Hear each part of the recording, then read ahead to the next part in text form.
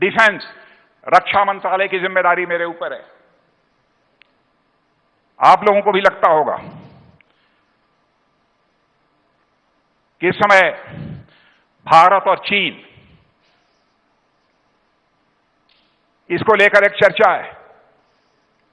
कांग्रेस के लोग हम लोगों के ऊपर लगातार तीर पर तीर चलाए जा रहे हैं।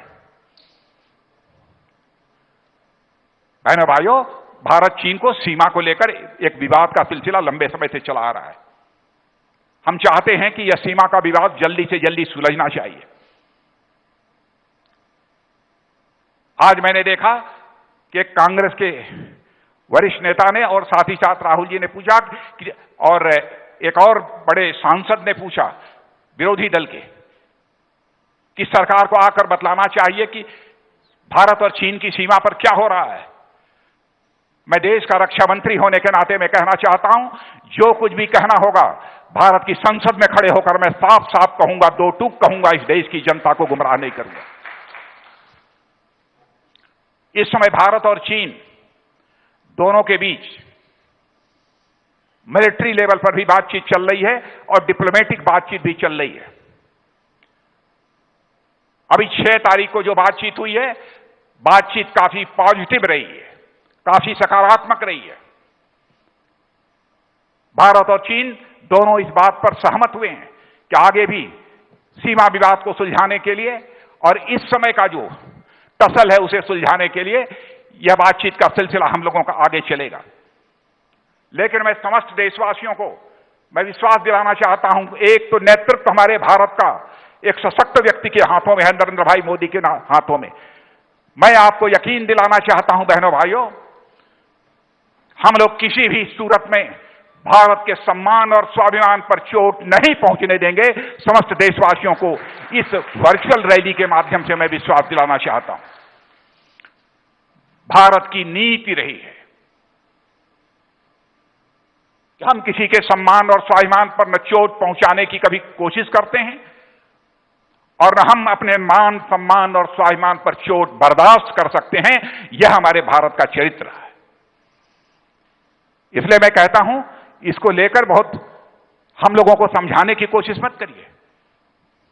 दो देशों का विवाद हो तो दलगत भावनाओं से ऊपर उठकर सबको एक साथ खड़े होना चाहिए। आप जवाब मांग रहे हैं, आप अपनी पार्टी की हालत देखिए।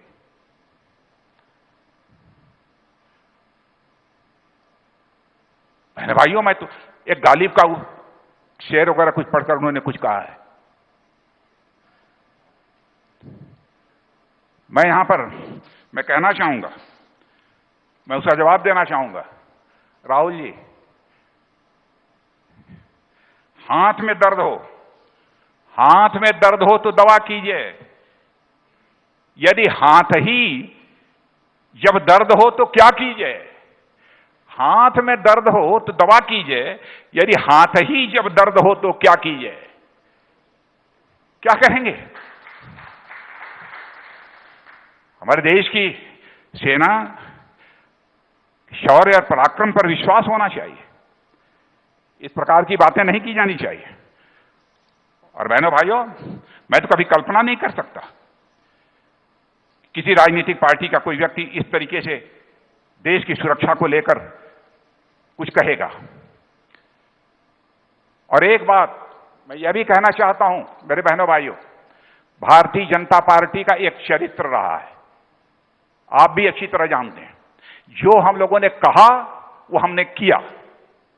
हमारे वर्ड्स और डीड्स, हमारे कृति और कथन में कभी अंतर नहीं रहा है।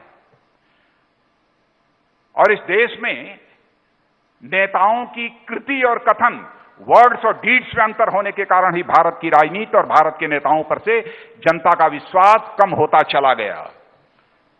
लेकिन भारत की राजनीति में पैदा हुए इस विश्वास के संकट को हमारे देश के प्रधानमंत्री श्री नरेंद्र भाई मोदी ने दूर करने में कामयाबी हासिल की है। मैं कहता हूं, हम सभी सारे देशवासियों के द्वारा उनका अभिनंदन किया जाना चाहिए। जो कहा करके दिखाया। धारा 370 भारतीय जनसंघ के रूप में जो हमारी राजनीतिक यात्रा चल रही थी, उस समय देश से वादा किया था सरकार जो पूर्ण बहुमत मिला उसे करके दिखाया।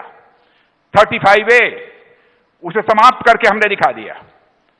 सिटीजनशिप अमेंडमेंट बिल, नागरिकता कानून, उसे पास करके हमने दिखा दिया।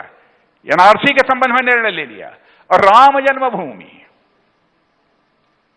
बहनों भाइयों, लोग कहते थे वोट हासिल करने के लिए इस प्रकार के मुद्दे लेकर चुनाव के मैदान में भारतीय जनता पार्टी आती है। बहनों भाइयों, हमने देश को अंधेरे में रखकर कभी चुनाव नहीं लड़ा है। देश को अंधेरे में रखकर हमने राजनीति नहीं की है। देश को विश्वास में लेकर हम लोगों ने राजनीति की है।